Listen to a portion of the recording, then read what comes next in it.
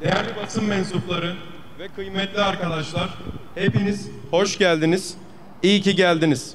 Bugün burada Filistin soykırımının şiddetlenişinin 1. yıl dönümünü protesto etmek ve bunun insanlığa aykırı bir suç olduğunu beyan etmek üzere toplandık. Seslenişimiz insanlığa ve isyanımız insan dışılığadır. Şimdi ise basın açıklamamızın Türkçe metnini okumak üzere Ahmet Semih Güran kardeşimizi buraya davet ediyorum. Hala ısrarcı mı olacaklar? Netanyahu bir katildir. Bizler bütün dünyadan gençler olarak her katil gibi onun da halkının üzerinden çekene kadar da tüm dünyayı rahatsız etmeye devam edeceğiz. Doğu ve Batı zalim yöneticilerine hakkı çekinmeden haykıran binlerce vicdan... Değerli arkadaşlar, kıymetli basın mensupları, Gazze 17 yıldır abluka altında ve son 1 yıldır da soykırım niteliğinde saldırılarla karşı karşıya. Tarihteki tüm dönüm noktalarında olduğu gibi bugün de Gazze'de devam eden katliam ve direniş, doğruyu yanlıştan, haklıyı zalimden, izzeti zilletten ayırt eden bir furkan olmuştur. Esfeli safilini zorlayan Siyonistler sadece Filistin halkını değil, aynı zamanda insani tüm ilke ve değerleri de sistematik bir şekilde katletmiştir. Kana ve cana doymayan İsrail ve destekçileri yakın zamanda Lübnan'a ve Suriye'ye de saldırılar düzenledi. Ayrıca İsrail Maliye Bakanı Bezalel Smotrich, Ürdün, Suudi Arabistan, Mısır, Irak, Suriye ve Lübnan'ı kapsayan bir Yahudi devleti kurmak istediklerini de açıkça beyan etti. Gözlerini zulme sımsıkı yumanlar, namlunun bir millete değil insanlık değerlerine doğrulduğunu farkına varmamakta hala ısrarcı mı olacaklar? Netanyahu bir katildir. Bizler bütün dünyadan gençler olarak her katil gibi onun da cezasını alabilmesi için 1 yıldır direnişimizi sürdürüyoruz. Ve kanlı ellerini özgür Filistin halkının üzerinden çekene kadar da tüm dünyayı rahatsız etmeye devam edeceğiz. Doğu ve Batı zalim yöneticilerine hakkı çekinmeden haykıran binlerce vicdan sahibine şahitlik etmeye devam edecek. Geçtiğimiz 1 yıl boyunca yapılan maddi ve manevi boykotlar ciddi sonuçlar doğurmuştur. Dünya genelinde bütün vicdan ve akıl sahipleri Siyonistleri ve Siyonist düşünceyi her alanda boykot etmiştir. Adalet ve vicdan duygusunun verdiği kararlılıkla gösterdikleri ısrarcı tutum, Siyonistlerin çok güvendikleri ekonomik güçlerine sağlam bir darbe vurmuştur. Bizler bir olduğumuz vakit sesimizi tüm dünyaya duyurabileceğimizi bir kez daha gördük. Üretilmiş korkulardan arınıyoruz. Azınlık olmaktan çekinmeyip çoğalıyoruz. Unutmayalım ki üretilmiş korkuları ve öğretilmiş çaresizlikleri yendiğimiz zaman yarınlar bizim olacaktır. Aksa tufanının seneyi devriyesinde bizler özgürlük filosunun merkezi Türkiye'den direnişçilere selam gönderiyoruz. İsmail Heniye'yi, Ayşenur Ezgi'yi ve bu uğurda şehit olmuş kardeşlerimizi rahmetle yad ediyoruz. Siyonizmle mücadele sathının daha da genişlemesi için elimizden ne geliyorsa yapacağımızı da açık yüreklilikle beyan ediyoruz. Dünyanın tüm vicdanlı halklarını adalet ve iyilikte buluşmaya, zalimlerin zulmünü suratlarına haykırmaya davet ediyoruz. Ve inanıyoruz ki insanlık vicdanı Siyonizmi yenecektir. Ve biz vicdanlı gençler olarak yine bugün burada acı kayıplarıyla bizleri hüzne boğan kız kardeşlerimiz İkbal Uzuner ve Ayşenur Halil'i de rahmetle anıyoruz. Ve peygamberin çağrısını yineliyoruz. İmanca en olgununuz, ahlakça en güzel olanınızdır. Ahlakça en güzel olanınız ise kadınlara iyi davrananınızdır. Bugün buraya gelmiş çünkü insanlığın derdini dert edinmiş vicdanlı genç kardeşim. Güvenli gelecek için dil, din, ırk ayırt etmeksizin tüm topluma barış ve huzuru vaat etmeliyiz. Bu yolda önce kendimizi, sonra en yakınımızdakileri bilinçlendirerek mahallemize, sokağımıza, kampüsümüze ve toplumumuza sahip çıkmalıyız. Nehirler, denize, özgür Filistin! Nehirler, denize, özgür Filistin! Şimdi ise basın açıklamamızın İngilizce metnini okumak üzere İclal Akbulut kardeşimizi buraya davet ediyorum. To ensure that he, like any other killer, faces justice. We will continue to disturb the world until he withdraws his bloody hands from the free Palestinians. On the anniversary of the Al-Aqsa flood, we send our greetings to the resistance from Turkey, Center of Freedom Flotilla. Pause. We declare with an open heart that we will do whatever it takes to broaden the battlefield against Zionism. We invite all conscientious people of the world to unite for justice and goodness and to shout to... Dear friends and esteemed members of the press, Gaza has been under blockade for 17 years and has faced genocidal attacks for the past year. As with all significant turning points in history, the ongoing massacre and resistance in Gaza today serve as a criterion that distinguishes trust from falsehood, justice from oppression, and dignity from humiliation.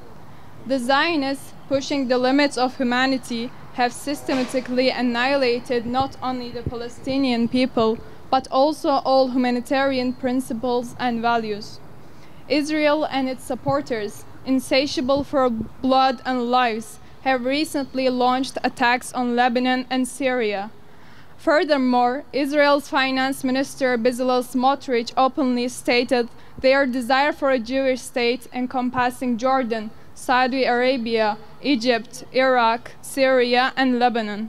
Will those who turn a blind eye to oppression persist in ignoring that the gun is aimed not just at a nation, but at the very values of humanity? Netanyahu is a murderer.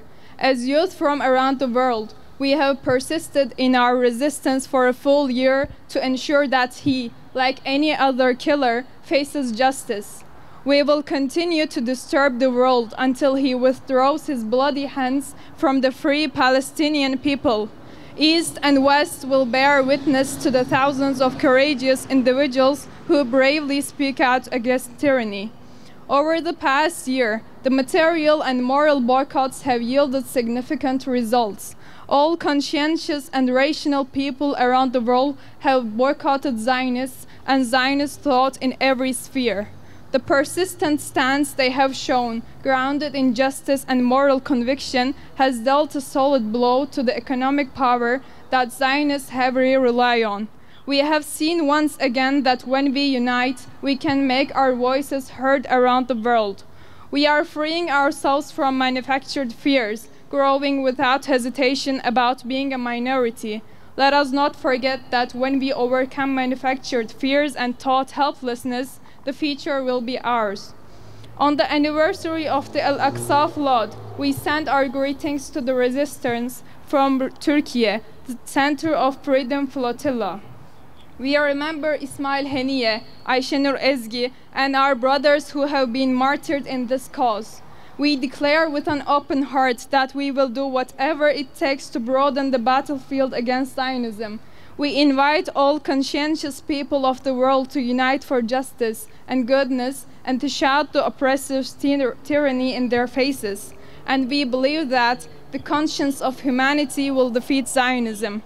And we, the conscientious youth, gather here today to remember our dear sisters Iqbal Uzuner and Ayşenur Halil, whose tragic losses have brought us sorrow. We echo the Prophet's call. The best among you are those who are best in conduct, and the best among you are those who treat their women well.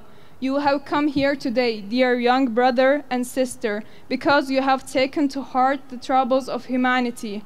For a secure future, we must promise peace and harmony to all communities, regardless of language, religion, or race. On this path, we must first raise awareness in ourselves and then in those closest to us, taking responsibility for our neighborhood, our street, our campus, and our society. Yaşasın küresel intifada! Yaşasın küresel intifada! Şimdi ise basın açıklamamızın Arapça metnini okumak üzere Sama Salem kardeşimizi buraya davet ediyorum. يغلقون أعينهم بإحكام على الظلم هل سيستمرون في عدم الإدراك أن البندقية موجهة ليس فقط إلى الشعب بل إلى القيم الإنسانية سينتصر على الصهيونية ونحن الشباب وأصحاب الضمائر نتذكر اليوم بقلب حزين. أيها الأصدقاء الأعزاء، أيها الصحفيون الكرام، غزة تحت الحصار منذ 17 عاما، وتواجه منذ عام كامل هجمات إمادة جماعية. وكما في جميع المنعطفات التاريخية الهامة، فإن المجازر والمقاومة المستمرة في غزة اليوم أصبحت فرقانا يميز بين الحق والباطل، وبين العدل والظلم، وبين العزة والذلة. إن الصهاينة الذين بلغوا أسفل الدركات لا يقتلون فقط الشعب الفلسطيني، بل يقتلون أيضا جميع القيم والمبادئ الإنسانية بشكل منهجي. إسرائيل وداعموها الذين لم يكتفوا بالدماء والأرواح قد شنوا مؤخرا هجمات على لبنان وسوريا أيضا. بالإضافة إلى ذلك، أعلن وزير المالية الإسرائيلي بوضوح أنهم يريدون دولة يهودية تشمل الأردن والمملكة العربية السعودية ومصر والعراق وسوريا ولبنان. أولئك الذين يغلقون أعينهم بإحكام على الظلم، هل سيستمرون في عدم إدراك أن البندقية موجهة ليس فقط إلى الشعب بل إلى القيم الإنسانية؟ نتنياهو قاتل. نحن كشباب من جميع أنحاء العالم نواصل مقاومتنا منذ عام كامل حتى ينال مثل أي قاتل جزاءه، وسنواصل إزعاج العالم حتى يسحب يديه الدموية من فوق الشعب الفلسطيني الحر. سيستمر الشرق والغرب في الشهادة على آلاف أصحاب الضمائر الذين يصرخون بالحق في وجه حكامهم الظالمين دون خوف. على مدار العام الماضي أسفرت المقاطعات المادية والمعنوية عن نتائج ملموسة، فقد قاطع جميع أصحاب العقول والضمائر حول العالم الصهاينة والفكر الصهيوني في جميع المجالات. إن التصميم الذي يظهرونه مدفوعا بالشعور بالعدالة والضمير قد وجه ضربة قوية للقوة الاقتصادية التي يثق بها الصهاينة بشدة. لقد رأينا مرة أخرى أنه عندما نتحد يمكننا إيصال صوتنا إلى جميع أنحاء العالم. نحن نتحرر من المخاوف المصطنعة، ولا نخاف من أن نكون أقلية، بل نزيد لنتذكر أنه عندما نتمكن من التغلب على المخاوف المصطنعة واليأس المتعلم فإن الغد سيكون لنا.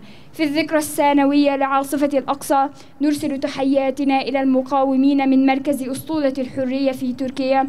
نحيي إسماعيل هنية وآيشنور إزجي وإخواننا الشهداء الذين قضوا في هذا الطريق بالرحمة. نعلن بصدق أننا سنبذل كل ما في وسعنا لتوسيع جهد النضال ضد الصهيونية. ندعو شعوب العالم كافة التي تتمتع بالرحمة وتتمتع بالعدل والضمير إلى الاتقاء في سبيل العدالة والخير، إلى الصراخ بوجه الظالمين وظلمهم، ونؤمن بأن ضمير الإنسانية سينتصر على الصهيونية. ونحن الشباب أصحاب الضمائر نتذكر اليوم بقلب حزين أخواتنا العزيزات إقبال أزنار وعيشونور هليل اللاتين تركتا خلفهما خسارة أليمة. ونردد نداء النبي صلى الله عليه وسلم: إن أكبل المؤمنين إيمانا أحسنهم خلقا، وخياركم خياركم لنسائهم. إليك أيها الأخ الكريم والأخت الكريمة الذين جئتم اليوم لأنكم تحملون هم الإنسانية في قلوبكم. يجب أن نعد المجتمع كله بالسلام والأمان للمستقبل بغض النظر عن اللغة أو الدين أو العرق. فهي هذه الطريق يجب أولا أن نثقف أنفسنا ثم أقرب الناس إلينا، ونحترس بالوعي لحينا وشارعنا وجامعتنا ومجتمعنا. Basın açıklamada sona ermiştir. Katılımlarınız ve özellikle de şahitlikleriniz için teşekkür ederiz.